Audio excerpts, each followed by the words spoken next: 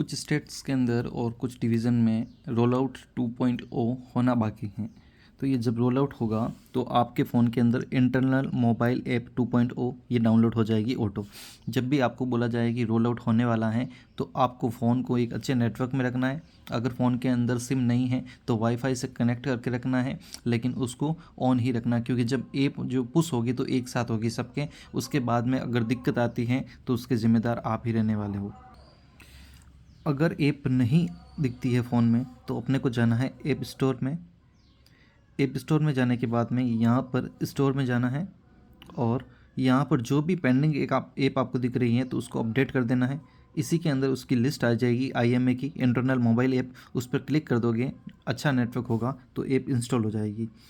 एक बार जब app install हो जाती है तो उसके बाद में पासवर्ड और आईडी, जो आईडी है वो एम्प्लॉय आईडी ही रहेगी। पासवर्ड जो है वो अपने अपने सर्किल के अनुसार डिफ़ॉल्ट पासवर्ड रखे जाते हैं। तो सबसे पहले ही अपने को काम क्या करना है, इस पासवर्ड को रीसेट करना है, क्योंकि सभी के पासवर्ड सेम रहते हैं तो इसके अंदर दिक्कत हो सकती है। तो आपको क्या करना है, ऐप खोलने के बाद में सबसे पहले जाना है रीसेट पासवर्ड में। रीसेट पासवर्ड में जाने से पहले आप आईडी मांगेगा। मैं अपनी आईडी डाल देता हूँ यहाँ पे। मैंने आईडी डाल दी है। आईडी डालने के बाद में यहाँ पे जाते हैं रीसेट पासवर्ड में। इस जाते ही अपना जो पर्सनल मोबाइल है उसके ऊपर OTP आएगी। उस OTP को यहाँ पे डाल देना है। मैं OTP को डाल देता हूँ यहाँ पे।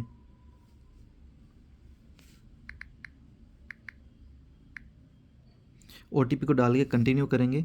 कंटिन्यू करते ही अपने को यहाँ पे ऐसा इंटरफेस खुलेगा जिसमें आप पासवर्ड को रीसेट कर सकते हो। पासवर्ड, नए पासवर्ड डालने पड़ेंगे। तो मैं अपनी पसंद से अपने पासवर्ड डाल देता हूँ।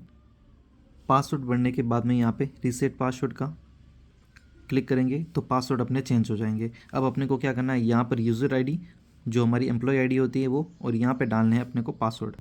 मैंने यूज़र आईडी और पासवर्ड डाल दिया है। अब मैं लॉगिन कर लेता हूँ।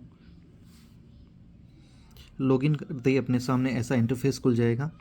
इसके अंदर हमें रोल आउट जब भी होता है तो फर्स्ट डे कुछ काम होता है, कुछ रेस्ट्रिक्टेड काम ही करना पड़ेगा। यानी कि इसमें बहुत कम हम लोग ऐसा काम करेंगे जिसके अंदर की ट्रांजैक्शन वगैरह हो, क्योंकि ट्रांजैक्शन होता है और अगर किसी की दिक्कत आ जाती है, ट्रांजैक्शन फंस जाते हैं, तो इसीलिए किसी का रोल आउट रुक भी सकता है। तो अपने को क्या करना है, जो अपने डिवीज़न हेड जो भी अपने को इंस्ट्रक्शन देते हैं उसके अनुसार ही हमें इसके अंदर काम करना है। जैसे हमें इंस्ट्रक्शन दिया गया था कि जब फर्स्ट डे है तो अपने को डे बिगिन करना है, तो डे बिगिन कर लेंगे।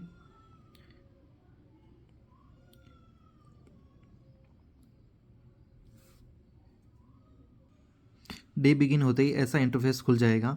अब इसमें जो है बहुत सारे ऑप्शन दे रखे हैं, लेकिन हमें जो फर्स्ट डे, रोल आउट के दिन फर्स्ट डे जो है उसके अंदर बेगिंग में जाना है। यहाँ पे आपको ना तो बैग रिसीव करना है, जैसा हमारे डिवीज़न में बताया गया है वैसा बता रहा हूँ। ना तो आपको बैग रिसीव करना है, ना ही आपको बैग ओपन करना है। आपको सीधा जाना है बैग क्लोज में।